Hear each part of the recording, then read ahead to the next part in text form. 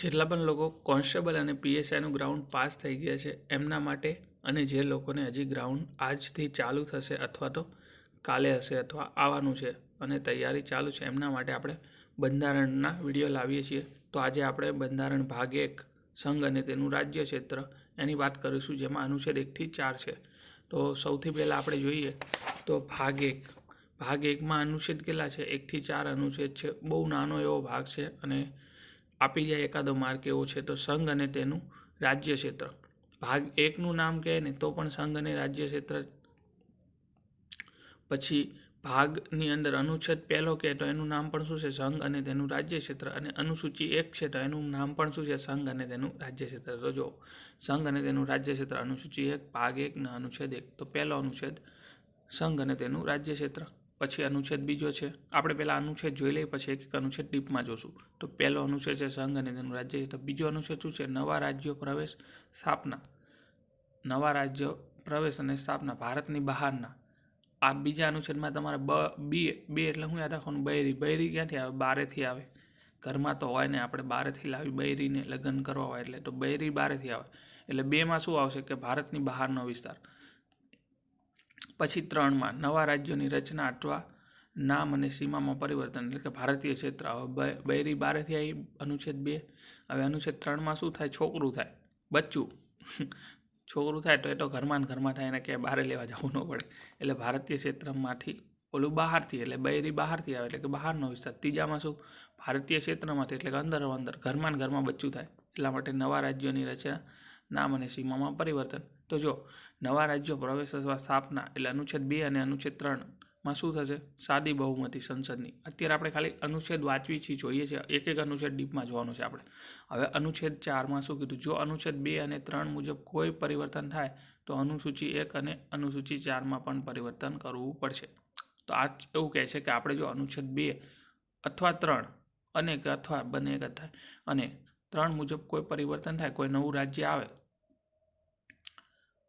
તો પછી ફેર થાય ને બધું, એમ અનુસૂચિ 1 અને 4માં પરિવર્તન કરવું પડશે. હવે આપણે જોઈએ કે અનુચ્છેદ 1માં શું કીધું? સંઘ અને તેનું રાજ્ય ક્ષેત્ર. આપણે જોઈ ગયા આગળ કે અનુચ્છેદ 1 સંઘ અને તેનું રાજ્ય ક્ષેત્ર. સંઘ એટલે શું થાય? માત્ર રાજ્યનો બનેલો સંઘ. કેવો? માત્ર રાજ્યનો બનેલો સંઘ. અહીંયા જો લખેલું છે સંઘનો મતલબ શું છે? માત્ર રાજ્યનો બનેલો સંઘ. વિનાશી રાજ્યનો અવિનાશી સંઘ. હવે આ શું છે? વિનાશી રાજ્યનો અવિનાશી સંઘ. તો જો આપણું ભારત એક સંઘ છે, ભારત યુનિયન સંઘ છે. ભારતમાં તમે વાત કરો તો 1960 પહેલાં શું ગુજરાત હતું? ના ભાઈ ના. બૃહદ મુંબઈ રાજ્ય હતું. તો આ બૃહદ મુંબઈ રાજ્યમાંથી ગુજરાત શું થયું? અલગ થયું. તો વિનાશ થયો રાજ્યનો.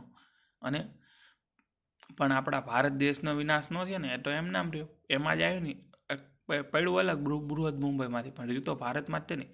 એટલે અંદરો અંદર કાપાકૂપી થઈ શકે પણ ભારતની બહાર ન જઈ શકે. એટલે કે રાજ્ય વિનાશી છે પણ કેવો? સંઘ કેવો છે? અવિનાશી છે. અમેરિકામાં કેવું છે? તો અમેરિકામાં અવિનાશી રાજ્યનો અવિનાશી સંઘ છે. તો અમેરિકાના રાજ્યો છે ને એનું પણ કાંઈ કાપાકૂપી ન થઈ શકે. પણ આપણે એવું નથી. આપણે કેટલા 14માંથી 28 રાજ્ય પહોંચી ગયા. તો પછી હવે આપણે વાત કરીએ કે સંઘનું નામ. તો ભારત અર્થાત ઇન્ડિયા. સંઘનું નામ શું છે? ભારત અર્થાત ઇન્ડિયા. હવે જો સંઘ માટે શું શબ્દ વપરાયો છે? યુનિયન. હવે આ યુનિયન શબ્દ ક્યાંથી લીધો? કેનેડામાંથી. તો આપણે અત્યારે પહેલો જ બંધારણનો ભાગ જોઈએ છે અને આપણી પાસે એક સ્ત્રોત આવી ગયો કે કેનેડામાંથી લીધું છે. તો આ સ્ત્રોત આપણે અલગ લખી નાખશું. ભારત ક્ષેત્ર. તો ભારતનું ક્ષેત્ર એમાં કોનો સમાવેશ થશે? તો રાજ્યનો સમાવેશ થશે, કેન્દ્ર શાસિત પ્રદેશોનો સમાવેશ થશે, કોઈ સમયે અધિગ્રહણ કરેલ પ્રદેશ. જો સમજો તમે, આ શું કહે છે? આપણા ભારતના જેટલા રાજ્યો છે, જેટલા કેન્દ્ર શાસિત પ્રદેશ છે, એનો તો સમાવેશ થશે, પણ કોઈ સમયે આપણે કોઈની જમીન ઉપર કબજો કરી લેશું તો પણ એ પણ કેમ આવશે? તો રાજ્ય ક્ષેત્રમાં આવશે. જ્યારે આપણે સંઘમાં શું જોયું? તો માત્ર રાજ્યનો બનેલો સંઘ આપણે જોયું, પણ અહીંયા રાજ્ય ક્ષેત્ર છે. રાજ્યનું ક્ષેત્ર કેવું આવશે? એમાં રાજ્યો આવશે, કેન્દ્ર શાસિત પ્રદેશ આવશે, કોઈ પણ સમયે અધિગ્રહણ કરેલ પ્રદેશ. હવે જો શરૂઆતમાં રાજ્ય 14 હતા, કેન્દ્ર શાસિત પ્રદેશ 6 હતા. અત્યારે હાલમાં કેટલા છે? તો રાજ્ય 28 છે, કેન્દ્ર શાસિત પ્રદેશ 8 છે. હવે જોઈએ કે રાજ્યો એ સંઘથી અલગ ન થઈ શકે. જો આપણે ગુજરાત કાલ સવારે ઉઠીને એમ કહે કે અમારે અલગ થઈ જવું છે, અમારી જીડીપી તો અમેરિકા કરતાં પણ વધી જાય, તો એ નહીં બની શકે, નહીં, અલગ નહીં થઈ શકે. નકર તો પછી શું થાય? ભાગલા પડી જાય. કટકે કટકા થઈ જાય. સંઘ એટલે કે યુનિયન આપણે જોયું કેનેડામાંથી લીધું છે, તો એ વસ્તુ છે રિપીટ થતું હશે અમુક. પછી અનુચ્છેદ 2. અનુચ્છેદ 2માં શું કહે છે કે નવા રાજ્યો પ્રવેશ અથવા સ્થાપના. તો તમારે શું યાદ રાખવાનું કે અનુચ્છેદ 2માં શું કીધું, બૈરું ક્યાંથી આવે, બહારથી આવે, એટલે કે આ ભારતના બહારના વિસ્તારની વાત થાય છે. નવા રાજ્યનો પ્રવેશ એટલે બહારથી જાઓ ને, ઘરમાં કોકને આપણે પ્રવેશ કરવી તો એ ઘરની બહાર જ હોય, અથવા કોઈ જગ્યાએ આપણે સ્થાપના કરવી તો અહીંયા કાંઈ હોય નહીં તો જ સ્થાપના કરાય ને એમ. હવે જો અનુચ્છેદ 2 મુજબ સંસદ કેન્દ્ર શાસિત પ્રદેશ બનાવી શકે નહીં. શું કીધું, કોઈ બહારેથી જમીન આવી હોય તો એને એમ ન કહી શકે કે તું કેન્દ્ર શાસિત પ્રદેશ છે, એને રાજ્ય જ બનાવવું પડે. શું બનાવવું પડે, રાજ્ય જ બનાવવું પડે. નવા રાજ્યનો સંઘમાં પ્રવેશ અથવા તો સ્થાપના, એટલે કે આપણું જે ભારતનો સંઘ છે એમાં પ્રવેશ અથવા સ્થાપના. હવે જો નવા રાજ્યોની રચના, તો પ્રવેશ અર્થ શું થાય, એવું રાજ્ય કે જે પહેલેથી અસ્તિત્વમાં છે, અને સ્થાપના એટલે કે અર્થ ભવિષ્યમાં સ્થાપિત કે અર્જિત કરી શકાય તેમ છે તે રાજ્યોને પહેલાં નવા રાજ્ય તરીકે સ્થાપવું, પછી ભારત સંઘમાં જોડવામાં આવે. એવી વાત છે. જેમ કે કોઈ દેશનું રાજ્ય છે તે તો આખે આખું આપણે લઈ લઈએ તો એ રાજ્ય આપણામાં જોડાઈ જાય, એટલે એ પહેલેથી જ અસ્તિત્વમાં હતું.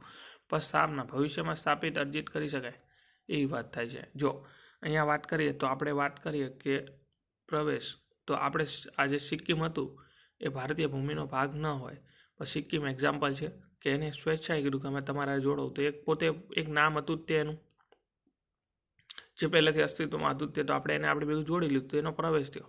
એની આપણે કાંઈ સ્થાપના ન કરવી પડી, એ હતું જ તે, ખાલી એનો પ્રવેશ થયો, એન્ટ્રી મળી આપણે. હવે જો નોટ શું કીધું કે અનુચ્છેદ 2 હેઠળ સત્તા અનુસાર સંસદ નવા રાજ્યનો પ્રવેશ કે સ્થાપના કરી શકે, નવો કેન્દ્ર શાસિત પ્રદેશ ન રચી શકે. તો આપણે એ ઉપર જ લખી નાખ્યું હતું એટલા માટે કે અનુચ્છેદ 2 મુજબ સંસદ કેન્દ્ર શાસિત પ્રદેશ ન બનાવી શકે.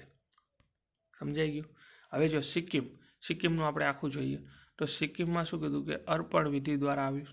તો સિક્કિમ આવ્યું ક્યારે આવ્યું, તો આવીને તરત સિક્કિમ કે તમે અમારે યારે સારું તો રાખશો ને, અમને હેરાન તો નહીં કરો ને, તો કે વાંધો નહીં. સિક્કિમને કહે તને અમે સંઘ રાજ્યનો દરજ્જો આપી. કયો સંઘ રાજ્યનો, ક્યારે, તો 35મો સુધારો 1974. 35મો સુધારો 1974 સંઘ રાજ્યનો દરજ્જો કોણે આપ્યો, સિક્કિમને. સિક્કિમ કઈ રીતે આવ્યો, અર્પણ વિધિ દ્વારા. તો સિક્કિમને 35મો સુધારો 1974માં સંઘ રાજ્યનો દરજ્જો આપ્યો. પછી એકાદ વર્ષ થયું, સિક્કિમને મજા આવી ગઈ કે વાંધો નહીં, ભારતમાં વાંધો આવ્યો એવું નથી. પછી 36મો સુધારો 1975, 36મો સુધારો પૂર્ણ રાજ્યનો દરજ્જો આપી દીધો.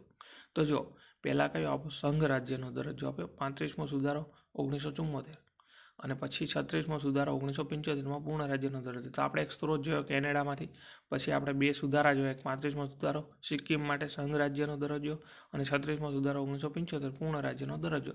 તો આપણે ભાગ 1માં 2 સુધારા જોયા અને 1 સ્ત્રોત જોયો. તો આવી રીતે બધું લઈને ચાલવાનું છે, અને 4 અનુચ્છેદ જોશું. તો હવે આપણે ત્રીજો અનુચ્છેદ છે, આપણે શું કીધું, બચ્ચું ક્યાં થાય, ઘરમાં, એટલે કે ભારતનો વિસ્તાર. અનુચ્છેદ 3 નવા રાજ્યોની રચના એટલે કે નિર્માણ, અસ્તિત્વ ધરાવતા રાજ્યોના વિસ્તાર, સરહદ અને નામમાં ફેરફાર. તો આપણે ગુજરાતમાં થયેલું જ છે. શું થયેલું છે, તો નામમાં ફેરવું, વિસ્તારે ફરી ગયો, નવું નિર્માણ થયું, બધું થયું ગુજરાતમાં. તો એક્ઝામ્પલ તરીકે બૃહદ મુંબઈમાંથી ગુજરાત. હવે જો આમાં પાછા કેટલા અનુચ્છેદ છે ખબર, આમાં પાછા 1 2 3 4 5 અનુચ્છેદ આવે. અનુચ્છેદ કેટલા, અનુચ્છેદ 3માં પાછા નવા 3 5 આવે. અનુચ્છેદ 3A નવું રાજ્ય રચી શકે. તો પહેલું તો યાદ રહી જાય કે શું થાય, નવું રાજ્ય રચી શકે કઈ રીતે, તો બીમાં કોઈ રાજ્યનો વિસ્તાર વધારી શકે. નવું રાજ્ય પ્લસ, તમારું યાદ રાખવાનું, નવું રાજ્ય પછી પ્લસ કોઈ રાજ્યનો વિસ્તાર ઘટાડી શકે. તો નવું રાજ્ય પ્લસ માઇનસ, તો નવું રાજ્ય રચી શકે, વિસ્તાર વધારે, વિસ્તાર ઘટાડે. કોઈ રાજ્યની હદમાં ફેરફાર કરી શકે, કોઈ રાજ્યના નામમાં ફેરફાર કરી શકે. તો જો નવું રાજ્ય રચી શકે, પ્લસ માઇનસ કરે તો શું થશે, હદમાં ફેરફાર થશે. જો નવું રાજ્ય રચે એમાં પ્લસ કરે માઇનસ કરે તો શું થશે, હદમાં ફેરફાર થશે. તો સાથે સાથે નામમાં ફેરફાર કરી શકે. લાસ્ટમાં શું આવશે, નામમાં. હવે જો સંસદ સાદી બહુમતીથી રાષ્ટ્રપતિની પૂર્વ મંજૂરીથી, આ બધી વસ્તુ કઈ રીતે થાય, નવું નામ રાજ્ય રચવી શકે, કોઈ રાજ્યના વિસ્તાર વધારી શકે, કોઈ રાજ્યનો વિસ્તાર ઘટાડી શકે, કોઈ રાજ્યની હદમાં ફેરફાર કરી શકે, કોઈ રાજ્યના નામમાં ફેરફાર કરી શકે. આ કઈ રીતે થશે, તો સંસદની સાદી બહુમતીથી રાષ્ટ્રપતિની પૂર્વ મંજૂરીથી. હવે જો 2 કે તેથી વધુ રાજ્યો ભેગા મળીને બનાવી શકે. એવું નહીં કે એક રાજ્યને કાપી કૂપીને બીજું બનાવો. અમુક રાજ્યો ભેગા થઈ જાય. આપણે બધા નાના નાના રાજ્ય છે તો ચલો મોટું એક રાજ્ય બનાવે, તો એવું પણ થશે. જેમ કે ભોપાલ છે, મધ્ય ભારત છે, અને વિધ્યન પ્રદેશ છે, એનાથી હું બન્યું મધ્યપ્રદેશ બન્યું. હવે જો અહીંયા પાછો એક સુધારો હોય. આપણે 34મો સુધારો જો. હવે આપણે વાત કરીએ છીએ કયો? તો 18મો સુધારો 1966. 18મો સુધારો 1966માં શું કીધું કે અનુચ્છેદ 3માં ખંડ એ થી ઈમાં જે રાજ્ય શબ્દ છે તેમાં કેન્દ્ર શાસિત પ્રદેશનો પણ સમાવેશ થાય. જો અહીંયા જે રાજ્ય શબ્દ છે ને એમાં સ્પેશિયલી આની માટે કે અનુચ્છેદ 3ના ખંડ એ થી ઈ સુધી આટલા અનુચ્છેદ માટે 5 અનુચ્છેદ માટે જ્યાં રાજ્ય શબ્દ છે ત્યાં કેન્દ્ર શાસિત પ્રદેશનો સમાવેશ થાય. કેમ કે આપણે જ્યારે અહીંયા રાજ્ય શબ્દ જોયો હતો, અહીંયા શું કીધું હતું? અહીંયા સંઘ શબ્દ જોયો તો અહીંયા શું થતું? માત્ર રાજ્યનો બનેલો સંઘ. ત્યારે અહીંયા શું કીધું કે અનુચ્છેદ 1 થી ઈમાં જે રાજ્ય શબ્દ છે તેમાં કેન્દ્ર શાસિત પ્રદેશનો પણ સમાવેશ થશે.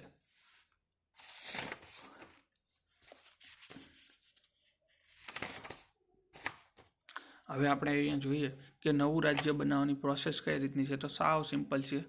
એક તો છે ને કઈ રીતે બને,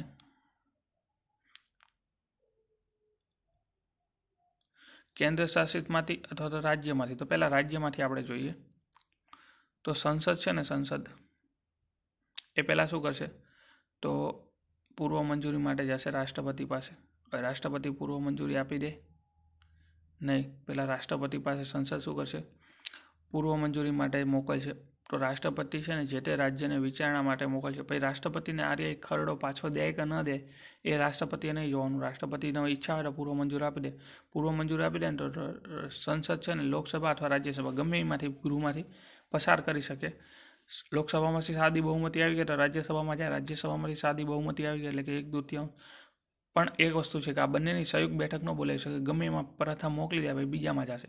હવે આ ખરડો રાષ્ટ્રપતિ પાસે સહી કરવી ફરજિયાત છે. રાષ્ટ્રપતિ હવે ખરડાને પૂર્ણ વિચારણા માટે મોકલી શકે નહીં. તો આવી રીતનું છે.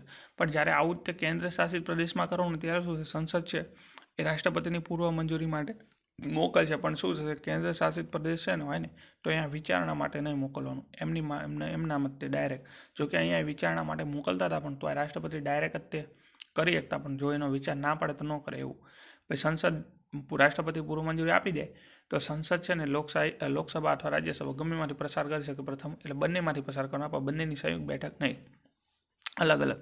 પછી ખરડો રાષ્ટ્રપતિ આવે તો રાષ્ટ્રપતિ હવે સહી ફરજિયાત કરે. કેમ કે અહીંયા ના પાડીને એને તો પછી હવે અહીંયા ના પાડી શકે. કેમ કે હવે તો બંને ગૃહમાંથી પસાર થઈ ગયું એટલે રાષ્ટ્રપતિ હવે ખરડો પુનઃ વિચારણા માટે મોકલી શકે નહીં. એક્ઝામ્પલ તરીકે આપણું બૃહદ મુંબઈ રાજ્યમાંથી ગુજરાત અને મહારાષ્ટ્ર. હવે નોટ જો આ તો એ જ છે કે અનુચ્છેદ 3 હેઠળ તમામ જોગવાઈઓ રાજ્ય ઉપરાંત કેન્દ્ર શાસિત પ્રદેશમાં પણ લાગુ પડે, પરંતુ કેન્દ્ર શાસિત પ્રદેશના લગતા પરિવર્તન માટે ખરડો સંબંધિત કેન્દ્ર શાસિત પ્રદેશમાં મોકલવામાં આવતો નથી. તો આપણે અહીંયા જોયું કે વિચારણા માટે ખરડો મોકલવામાં નથી આવતો.